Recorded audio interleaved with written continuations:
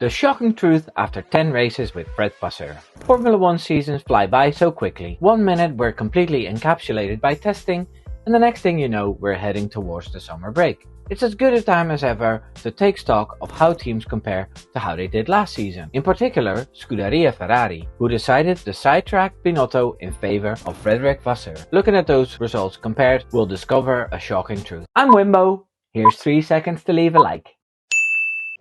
The resignation. Ferrari began 2022 by winning in Bahrain and led both championships early on, but its title challenges faded away due to a mix of poor reliability, strategic mistakes, driver errors, and poor development. TD34, also known as the porpoising technical directive, had hit them hard and it hampered them severely. They failed to win a race after the summer break, and despite scoring 12 pole positions, more than any other team, they ended up the year with just 4 victories. I think Ferrari would sign up for these results right now. Mattia Binotto, who spent his entire Formula 1 career at Ferrari as an engineer since 1995, handed in his resignation after more and more rumors appeared that he would be replaced by Sauber team principal Fred Vasseur.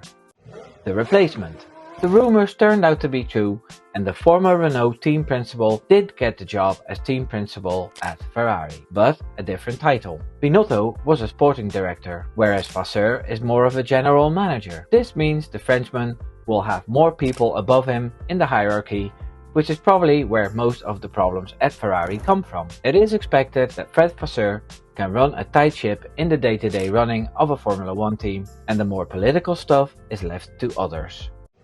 The comparison. It's clear as day that the results in 2022 under Mattia Binotto were much better. As mentioned in the video earlier, Ferrari had managed to win 4 races, scored more pole positions, and were able to fight Max Verstappen in the already rapid RB18. Ferrari was sitting comfortably second in 2022 with 265 points after the British Grand Prix. This season, Ferrari sits at a measly 4th place with 157 points. Both Mercedes and Aston Martin are above them in the standings. Out of the problems Ferrari had in 2022, only the reliability has improved, but I doubt if Fred Vasseur had a big hand in that.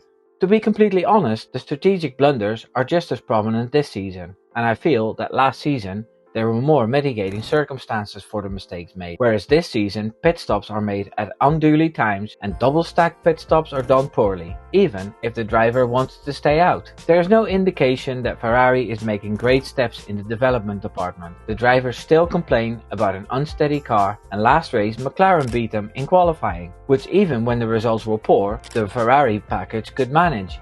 I do feel the drivers are making fewer big mistakes. It's been a while since we've seen Sainz in the gravel or Leclerc in a barrier.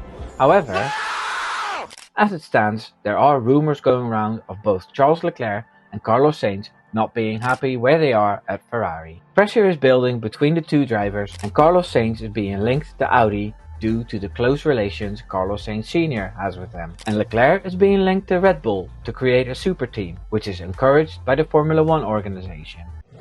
The verdict. My verdict is that they should have left Binotto to do what he was doing. The team was relatively calm, and I felt the progress Ferrari had made was significant.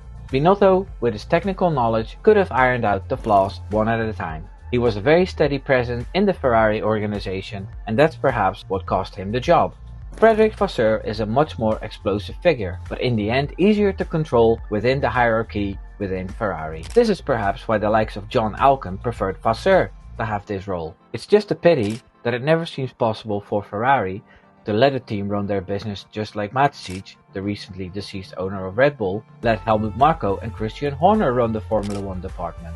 It's also typical that the last dominant period of Ferrari saw a group of non-Italians do what was necessary to win titles. I don't think Brawn, Tost and Schumacher had many dealings with the Ferrari management, but I could be mistaken. I had high hopes for Ferrari in 2023, as they were so close in 2022. It's a shame that things didn't come to fruition, and I personally doubt that the snake pit that is Ferrari head office and organization will ever get to championship winning ways again.